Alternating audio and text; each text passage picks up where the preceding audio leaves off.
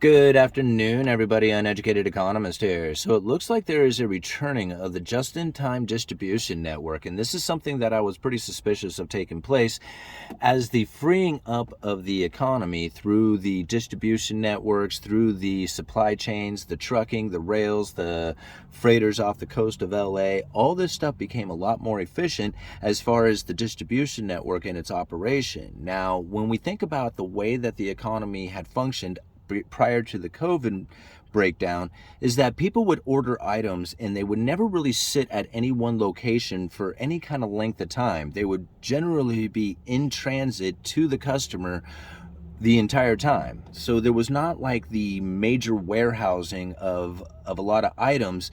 And then when the COVID breakdown took place and the lockdowns occurred and the distribution network broke down, all of a sudden we had an issue with inventory because there was never really anything warehoused, right? There's some places that do have a bulk of stuff, but for the most part, it's very minimal in that most of it is in transit on its way.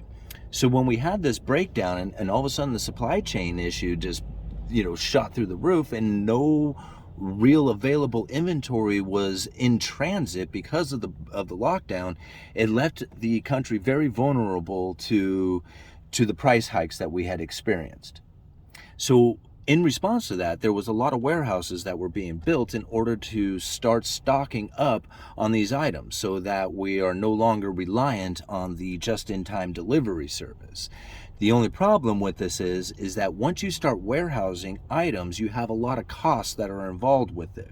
When you think about the inventory itself, that costs money that you have to store. So there's storage fees, right? Insurance that goes along with it.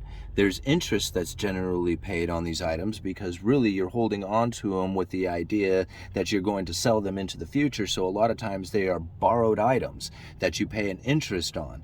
So as these items sit, the more that the incurred input cost goes into them.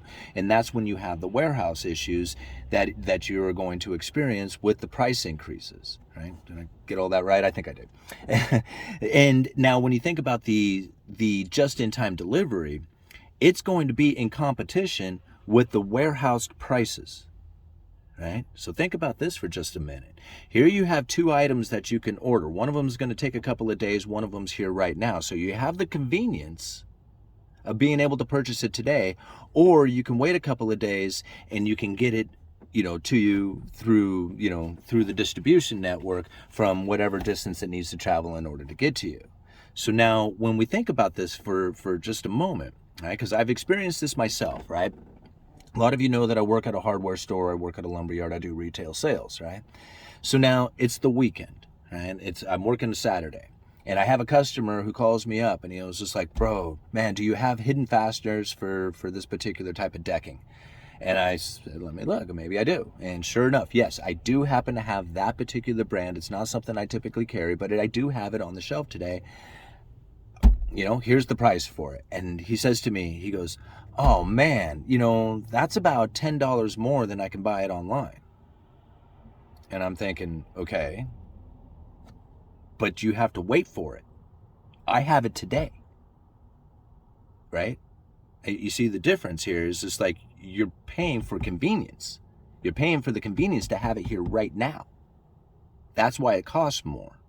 See, if you're willing to wait a couple of days, well, then you can get it from a cheaper price. Well, this occurs with just about anything out there.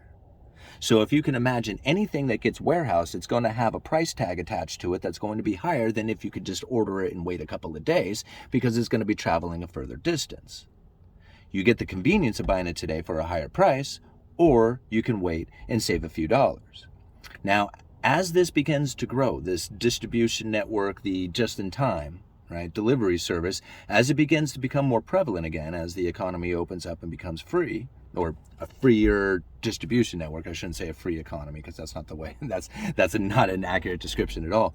But as this begins to take place, what we're going to find is that the expensive warehoused items here will then give the availability of foreign nations that are distanced away from the United States or from the location here, the ability to then send their items a further distance due to the fact that the added input cost from the warehouse to those particular items is now giving it that ability to come in competition, right? So say, for example, you have an item that costs $10, right?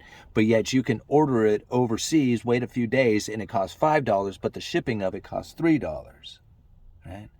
Because of the shipping costs coming down and the further distance that it has to travel, because it's cheaper the further away it is, right, the closer to the manufacturer, that added input cost going in from warehousing then gives the justification to order it from a foreign producer from a further distance, because you can save money if you just wait a day or two. You see what's happening here? This is a deflationary scenario that people should look for, that they're probably not going to quite understand is happening. Right? Is this freeing up of the supply chain, adding less input costs going into the item itself due to the fact that you don't have to warehouse it? I think that's another way of looking at it. I mean, again, like I experienced this stuff myself working at a retail lumber yard all the time. I have people who are looking for special order items, right? They want a specialty door or specialty window or something like that. And this is the items that I typically order. Now, there is occasionally they want something that I have in the yard. Like, for example, we're just going to say 4x4 12-foot cedar. Okay.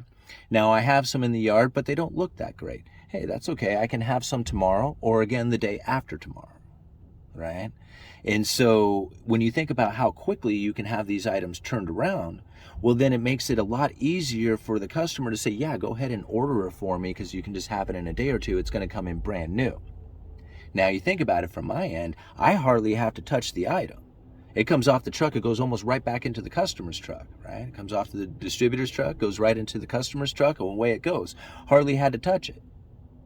So you think about, like, if you hardly have to touch this item, how many times do you have to pay somebody to move it?